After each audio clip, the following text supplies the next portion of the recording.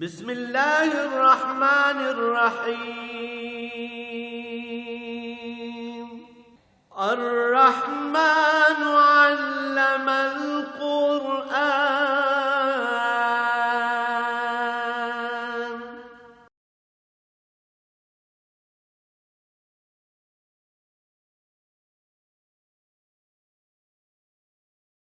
الحمد للہ رب العالمین والصلاة والسلام علی حبیبہ محمد وآلہ وصحبہ اجمعین۔ اعوذ باللہ من الشیطان الرجیم، بسم اللہ الرحمن الرحیم۔ تبت یدا ابی لہب وتب، ما اغنی عنہ مالہ وما کسب، سیصلی نارا ذات لہب وامرأته حمالة الحطب فی جیدها حبل من مسد۔ اللہم سبحانک لا علم لنا الا ما علمتنا انک انت العلیم الحکیم۔ مولاي صل وسلم دائما ابدا علی حبیبک خیر الخلق کلہم۔ سورہ لہب مکی صورتوں میں سے ہے، مکی حیات طیبہ میں نازل ہوئی۔ ابی لہب کا نام عبد العزیٰ تھا اور یہ عبد المطلب کے بیٹے تھے۔ نبی کریم صلی اللہ علیہ وآلہ وسلم نے کوہ صفا پر کھڑے ہو کر قریش کی مختلف شاخوں کو یعنی اہل مکہ کو آواز دے کر بلایا کہ اے فلاں اے فلاں اے فلاں، میری بات سنو۔ لوگ جمع ہو گئے۔ آپ صلی اللہ علیہ وآلہ وسلم نے فرمایا کہ میں نے تم میں عمر کا ایک حصہ گزارا ہے، چونکہ بعثت علی 40 برس کے بعد ہوئی تھی، تو فرمایا میری جوانی تم میں گزر گئی، تم مجھے اچھی طرح جانتے ہو، میرے بارے تمہاری رائے کیا ہے؟ اسی دن یہ واقعہ ہوا تھا، سب نے یک زباں ہو کر کہا کہ آپ صادق بھی ہیں اور آپ امین ہیں۔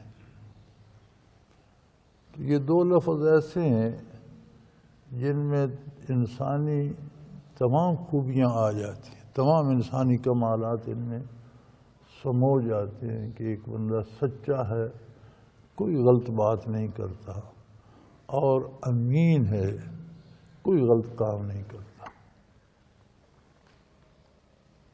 تو سب نے یک زبان کہا کہ آپ صادق بھی ہیں اور امین بھی ہیں۔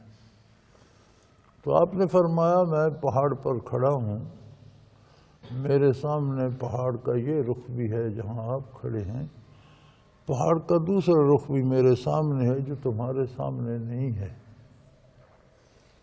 اگر میں یہ کہوں کہ دوسری طرف ایک فوج ہے جو تم پر حملہ کرنا چاہتی ہے تو تمہارا رد عمل کیا ہوگا؟ سب نے کہا جب آپ سچ کہتے ہیں تو یہ بھی سچ مان کر ہم اپنے دفاع کی تیاری کریں گے۔ فرمایا میرے سامنے اسی طرح دونوں جہاں ہیں۔ میں تمہیں بتانا چاہتا ہوں کہ شرک میں مبتلا ہو تم تو اگلی دنیا میں شرک کا نتیجہ جہنم اور آگ ہے، لہذا توحید باری کا اقرار کرو، اللہ کو واحد لا شریک مانو، نبوت پر ایمان لاؤ اور اللہ کی اطاعت اختیار کرو تو کامیابی ہے، کامرانی ہے، اگلی دنیا میں جنت ہے، اللہ کی رضا ہے۔ اس پر یہ شخص بول اٹھا، نام تو اس کا عبدالعزیٰ تھا، ابی لہب، لہب کہتے ہیں بھڑکتے ہوئے شعلے کو، تو اس کا بڑا خوبصورت سرخ و سفید رنگ تھا، تو عرب اس طرح نام ڈال لیتے تھے، تو ابی لہب یعنی بھڑکتے شعلے جیسا، بہت خوبصورت جوان تھا، سرخ و سفید رنگت تھی، تو اس وجہ سے اسے ابی لہب کہتے تھے۔ وہی نام مشہور تھا جس طرح سیدنا ابو بکر رضی اللہ تعالیٰ عنہ دراز قد ہونے کی وجہ سے بکر اونٹ کو کہتے تھے، ابو بکر اونٹ کی طرح دراز قد، یہی ان کا نام پڑ گیا۔ تو اس پہ یہ سورہ مبارکہ نازل ہوئی، اللہ کریم نے جواب دیا تبت یدا ابی لہب، نام لے کر فرمایا ہاتھ ٹوٹے ابی لہب کے۔ ابی لہب نے کہا تھا تبت یدا کا یا محمد، یہ تبت یدا ایک محاورہ تھا، جس طرح ہمارے ہاں کہتے ہیں تیرا ککھ نہ رہے۔ اب اس سے یہ مراد نہیں ہوتا کہ تیری ساری جائیداد سے کوئی ایک ککھ نقصان ہو جائے، نہیں، ایک ککھ بھی نہ بچے، تو تباہ ہو جائے۔ اسی طرح جب عرب کہتے تھے تبت یدا تیرے ہاتھ ٹوٹے، تو اس کا بھی یہی مراد ہوتا تھا کہ کوئی چیز تیرا کچھ بھی نہ بچے، ہر طرح تو تباہ و برباد ہو جائے۔ تو یہ سخت جملہ اس نے کہہ دیا تبت یدا کا یا محمد، اس لیے آپ نے ہمیں بلایا تھا یہ بات کرنے کے لیے۔ اس کا جواب اللہ کریم کی طرف سے آیا۔ اس لیے بات کرتے ہوئے بارگاہ رسالت میں بہت زیادہ احتیاط کی ضرورت ہے۔ علماء حق فرماتے ہیں، حضرت رحمۃ اللہ تعالی علیہ بارہا فرمایا کرتے تھے کہ حضور اکرم صلی اللہ علیہ وآلہ وسلم کی ذات پر کسی سے مناظرہ نہیں کرنا چاہیے، حالانکہ حضور نے ساری عمر مناظرے کیے اور ہر باطل فرقے کے خلاف کیے، ہندوؤں، سکھوں، جین مت والوں، عیسائیوں اور مختلف جو ناحق فرقے ہیں مسلمانوں کے، ان کے خلاف بھی۔ لیکن یہ فرماتے تھے کہ کوئی مناظرہ حضور کے نام نامی اور آپ کی ذات پر نہیں ہونا چاہیے، کیونکہ جب بحث ہوتی ہے تو حق میں اور مخالف دلائل دیے جاتے ہیں تو اس میں توہین کا خدشہ ہے۔ کبھی بھول کر بھی ذات اقدس نبی کریم صلی اللہ علیہ وسلم کو موضوع بحث نہیں بنانا چاہیے۔ ہم آپ صلی اللہ علیہ وسلم کو اللہ کا آخری نبی اور رسول مانتے ہیں اور بات ختم۔ کتنی عظمتیں ہیں، کتنی بلندیاں ہیں، کتنے درجات ہیں، یہ رب جانے، رب کا رسول جانے۔ ہمارے پاس کوئی پیمانہ نہیں ہے۔ اپنے سے کم کو تو تولا جا سکتا ہے، اپنے سے زیادہ کو کم وزن والا تو نہیں تول سکتا۔ ہم اس کا اندازہ نہیں کر سکتے، ہمارے علوم بھی اس کا احاطہ نہیں کر سکتے۔ ان کے درجات، ان کے مقامات، ان کی عظمتیں وہ جانے، ان کا رب کریم جانے۔ لہذا یہ ادب کا تقاضا ہے۔ اسی طرح انبیاء میں تقابل جائز نہیں ہے۔ میں نے بعض کتابوں میں بھی پڑھا، لوگوں نے اس پر بحث کی اور اسے بڑا کمال سمجھتے ہیں، فلاں نبی سے یہ کام نہ ہو سکا، فلاں سے یہ جائز نہیں ہے۔ کسی بھی نبی کی شان میں ایسا جملہ کہنا، خواہ کہنے والے کی مراد توہین کرنا نہ ہو، لیکن اس میں امکان ہو کہ سننے والا اسے توہین سمجھے گا، وہ بھی حرام ہے۔ کوئی ایسا جملہ جس میں سے توہین کا کوئی پہلو نکلتا ہو، کہنے والے کی وہ مراد نہ ہو، لیکن سننے والے کو گمان گزر سکتا ہو کہ اس نے یہ توہین کی ہے، وہ بھی حرام ہے، وہ بھی کہنا جائز۔ یہی احترام بطفیل نبوت مشائخ عظام کو نصیب ہوتا ہے۔ لہذا اہل اللہ میں بھی تقابل جائز نہیں، فلاں ولی چھوٹا ہے فلاں بڑا ہے، نہیں، ہرگز جائز نہیں۔ قرآن کریم نے فضیلت بتائی ہے، بعض انبیاء کو بھی بعض پر فضیلت ہے، لیکن فرمایا تلک الرسل فضلنا بعضهم علی بعض، یہ رسولوں کی جماعت ہے، بعض کو بعض پر ہم نے یعنی سب اچھے ہیں، بعض اچھوں میں سے بھی اچھے، کم تر کسی کو نہیں کہا۔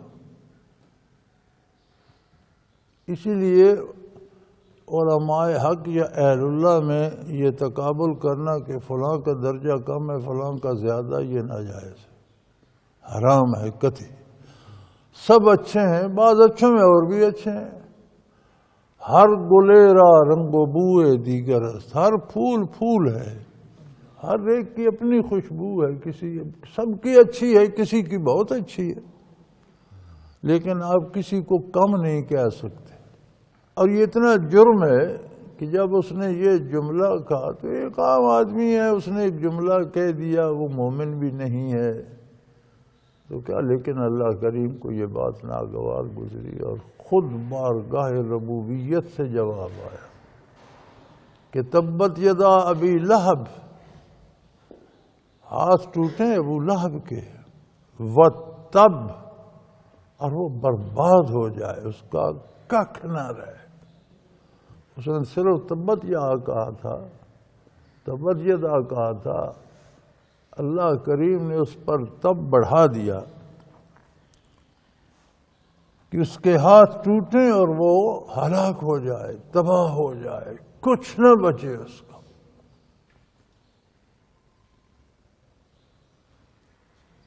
اتنا غضب الہی نازل ہوا، ما اغنی عنہ مالہ وما کسب، کسی کام نہ آئے اس کا مال و دولت۔ امیر آدمی تھا، کاروباری تھا، تاجر تھا بڑا، فرمایا جس دولت پہ اسے ناز ہے وہ سب ضائع جائے اور اس کے کچھ کام نہ آئے، جو بھی اس نے کمایا ہے یا جو اس کا کردار ہے یہ سب اس پر الٹ پڑے۔ پھر آگے کی خبر دی، سیصلی نارا،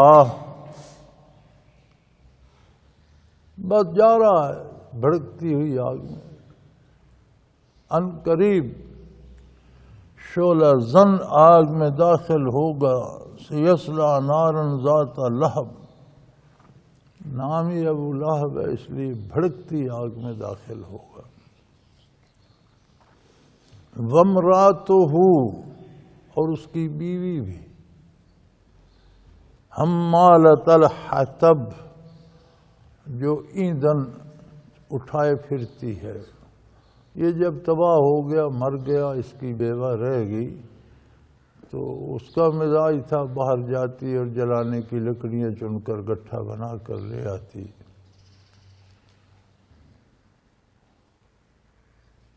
تو حمالۃ الحطب، ایندھن اٹھانے والی۔ تو ایک رواج ہوتا تھا کہ گٹھا باندھ کر لکڑیوں کا تو اس کے آگے رسی ایک ڈھیلی سی باندھ لیتے تھے، وہ کندھوں پہ گٹھا رکھ کے ماتھے میں رسی اڑا کر، وہ اب بھی بعض علاقوں میں، پہاڑی علاقوں میں تو اب بھی ہے کہ وہ گٹھا کندھوں پہ رکھا اور رسی ماتھے سے اڑا لی اور اس طرح بوجھ تقسیم ہو جاتا ہے، کچھ سر پہ کچھ کندھوں پہ، تو آرام سے لے آتے۔ فی جیدہا حبل من مسد، اس کے گلے میں بٹی ہوئی رسی ہوگی۔ تو بعض روایات میں ملتا ہے کہ وہ سستانے کے لیے کسی دیوار کے ساتھ بیٹھی، گٹھا دیوار پہ رکھا اور رسی اس طرح اتار کے رکھی تو وہ گٹھا پیچھے گر گیا اور رسی گلے میں آ گئی، تو اسی سے پھانسی لگ کر وہ مر گئی۔ یہ بھی مفہوم ہے کہ دوزخ میں اسے جو طوق ڈالے جائیں گے ویسے ہوں گے جیسے بٹی ہوئی رسی ہوتی ہے، آگ ہی کے رسے ہوں گے بٹے ہوئے، آگ ہی کے توقوں میں۔ تو اس کی یہ خاتون حضور اکرم صلی اللہ علیہ وسلم کے راستے میں کانٹے بچھانے میں بھی مشہور تھی۔ لکڑیاں لے کے آتی، ان میں جو خاردار لے آتی، کچھ کانٹے شانٹے الجھے ہوئے باندھ کے لے آتی اور نکال کر حضور اکرم صلی اللہ علیہ وسلم کے راستے میں پھینکا کرتی تھی۔ جس دن بدر کا معرکہ لگا تو بدر میں اہل مکہ کی شمولیت سب کی تھی۔ بعض لوگ جو نہیں جا سکے کسی مصروفیت یا بیماری کی وجہ سے، جو بڑے بڑے لوگ تھے جو ذاتی طور پر نہیں جا سکے، انہیں یہ حکم ملا کہ اپنی جگہ کوئی بندہ، کوئی فوجی اچھا تکڑا لڑاکا جوان دو۔ تو وہ اجرت پر پھر بندہ لے کر، اسے پیسے دے کر اسے انہوں نے بھیجا۔ ابی لہب نے بھی اپنی جگہ ایک بندہ دیا تھا لڑائی کے لیے، خود نہیں گیا تھا۔ جب بدر میں شکست ہوئی تو جو قاصد شکست کے بعد مکہ والوں نے مکہ دوڑایا، اس نے شہر کے باہر آ کر کرتا پھاڑ کر الٹا پہن لیا، اپنی سانڈنی کی ناکیں جو تھیں پیچھے تک کاٹ دی، کان کاٹ دیے، پالان الٹی رکھ لی، اس پر الٹا ہو کر بیٹھ کے، یعنی انتہائی بری خبر دینے کے لیے وہ انتہائی برا سین بھی بناتے تھے، منظر بھی بناتے تھے۔ اپنے بال بکھیر لیے، اپنا حلیہ خراب کر لیا، کرتا پھاڑ لیا، الٹا پچھلی طرف منہ کر کسانی پر بیٹھ کر شہر میں داخل ہوا۔ اس نے کہا اہل مکہ کو شکست ہو گئی، فلاں بھی مارا گیا، فلاں بھی مارا گیا، فلاں بھی مارا گیا۔ تو تمام اکثر رؤسائے مکہ کے بیٹے اور اکثر مشہور اور بڑے جنگجو لوگوں کی اولاد تھی، تو جب وہ نام لیتا گیا تو مکہ مکرمہ میں تو کوہرام مچ گیا، طوفان آ گیا۔ کیا یہ تو کوئی سوچ نہیں سکتا تھا کہ 313 نہتے آدمی 1000 کے لشکر جرار اور جنگجو فوج کو اس طرح مار کاٹ کر پھینک دیں گے۔ تو بڑا کوہرام مچا۔ تو بیت اللہ شریف کے، حرم شریف کے دروازے کے باہر ایک لوہار بیٹھتا تھا، وہ مسلمان تھا لیکن اس نے اظہار نہیں کیا تھا، ڈرتے ہوئے خاموش رہتا تھا۔ ابھی لہب اس کے پاس بیٹھا، کسی کام سے بیٹھا تھا، کوئی کام کرانا ہوگا۔ تو جب شور مچا اور اس نے سنا کہ بدر میں مسلمانوں کو فتح ہوئی، اہل مکہ کو شکست ہوئی اور بڑے بڑے لوگ مارے گئے، تو اس کے منہ سے نکلا الحمدللہ۔ تو یہ پاس بیٹھا تھا، یہ بھڑک اٹھا اور اس نے ہاتھ میں اس کے کمان تھی، اس نے وہ کمان اس کے گھٹنے پہ ماری۔ وہ ماری اس مسلمان کے گھٹنے پہ، جہاں اسے لگی وہاں اس کے گھٹنے پہ پھوڑا نکلا۔ وہ اتنا دکھ دینے والا اور درد بھرا پھوڑا تھا کہ یہ بمشکل ٹانگ گھسیٹتا ہوا گھر پہنچا۔ اب اس پھوڑے نے عجیب صورت اختیار کی کہ وہ پھٹتا، جہاں پانی لگتا وہاں پھوڑا بن جاتا۔ وہ چند دنوں میں رفتہ رفتہ اس کا پورا جسم پھوڑوں سے بھر گیا۔ پھر ان میں پیپ پڑ گئی، پھر ان میں اتنی بدبو پڑ گئی کہ بندہ کمرے میں داخل نہیں ہو سکتا تھا۔ تو بڑا کوئی ناک باندھ کر منہ لپیٹ کر اسے دیکھنے بھی جاتا، بالآخر اندر جا کوئی نہیں سکتا تھا، پھر یہ مر گیا۔ اتنی بدبو اور اتنا تعفن پھیلا کہ جب مر گیا تو کوئی سوچ نہیں سکتا تھا کہ اس کی میت اندر سے نکال کر کہیں دفن کی جائے۔ لہذا طے کیا گیا کہ یہی مکان اس پر گرا دو اور یہی اس کا مدفن بن جائے۔ چنانچہ وہ ارد گرد سے پتھر نکال کر وہ چھت اس پر گرا دی گئی، اوپر دیواریں پھینک دی گئیں اور وہیں دفن ہو گیا۔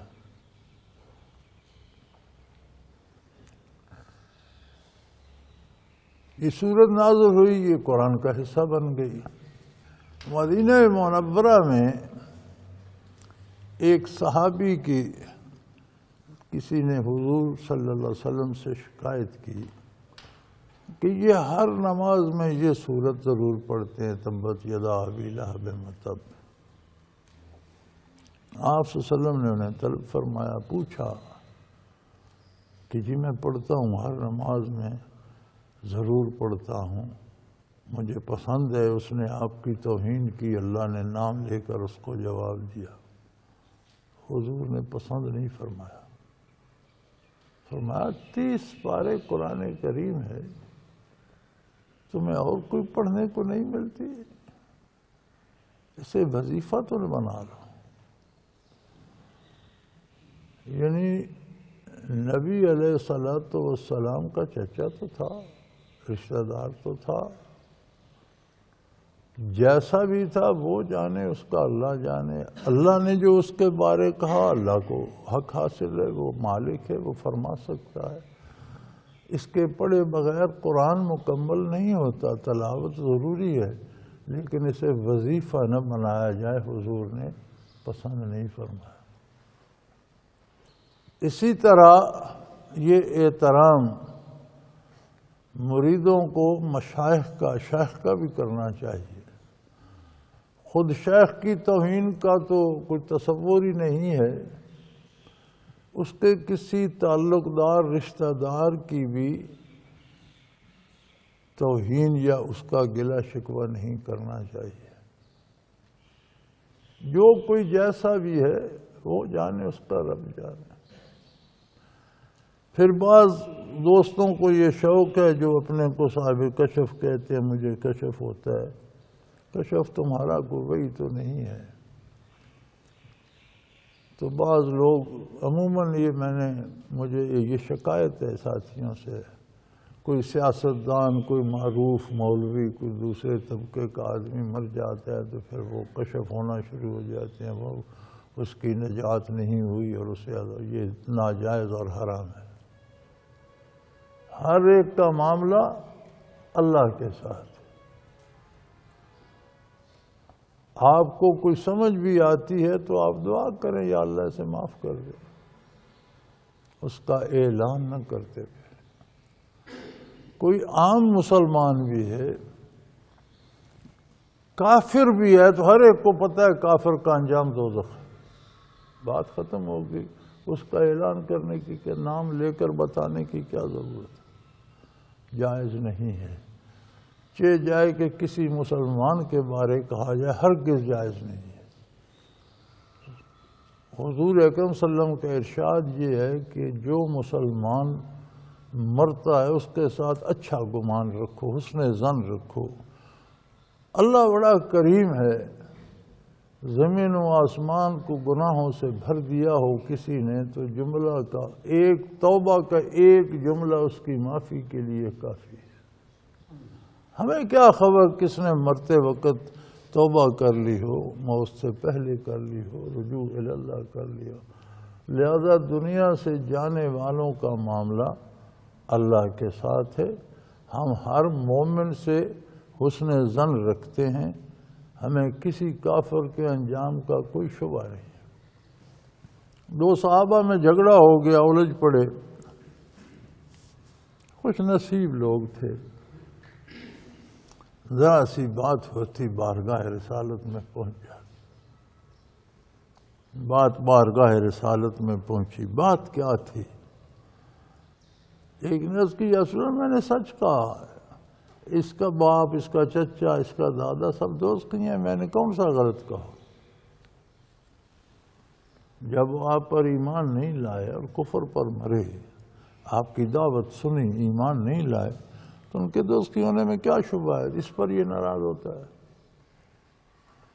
رسول صلی اللہ علیہ وسلم نے اس کی طرف توجہ فرمائی تو اس نے عرض کی، یا رسول اللہ الحمدللہ میں مسلمان ہوں، میرا یہ ایمان ہے کہ میرے رشتہ دار جو کفر پر مرے وہ جہنمی ہیں، یہ میرا ایمان ہے۔ لیکن اس کو کیا حق حاصل ہے کہ انہیں دوست کی کہتا پھرے؟ آپ نے فرمایا یہ درست کہہ رہا، تمہیں کوئی حق حاصل نہیں کہ تم ان کا نام لے کر اس طرح کہتے پھرو، یہ ناجائز ہے، تمہیں کوئی حق حاصل نہیں، آپ نے منع فرما دیا۔ تو یہ جو صاحب کشف مرنے والوں کے بارے رائے دیتے ہیں، یہ حرام ہے، ناجائز ہے، اس کا حساب ہوگا، جواب دہی ہوگی، اور کشف کسی کی جاگیر نہیں ہے، جس نے دیا ہے وہ واپس بھی لے سکتا ہے۔ اس کے ضمن میں اگر اللہ کی نافرمانی کی جائے گی تو یہ مزید نقصان دہ بھی ہو سکتا ہے۔ اللہ اللہ اللہ، لہذا ایسے لوگوں کو زیادہ احتیاط کی ضرورت ہے۔ وآخر دعوانا ان الحمدللہ رب العالمین۔ اللہ اللہ اللہ اللہ اللہ اللہ اللہ اللہ۔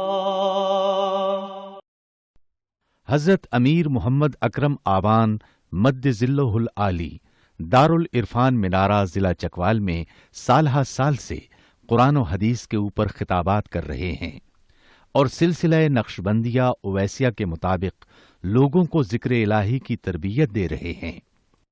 وہ قرآن پاک کی تفسیر ترتیب وار بیان کر رہے ہیں۔ تفسیر قرآن کو وہ موجودہ ملکی اور بین الاقوامی حالات کے مطابق بیان کرتے ہیں۔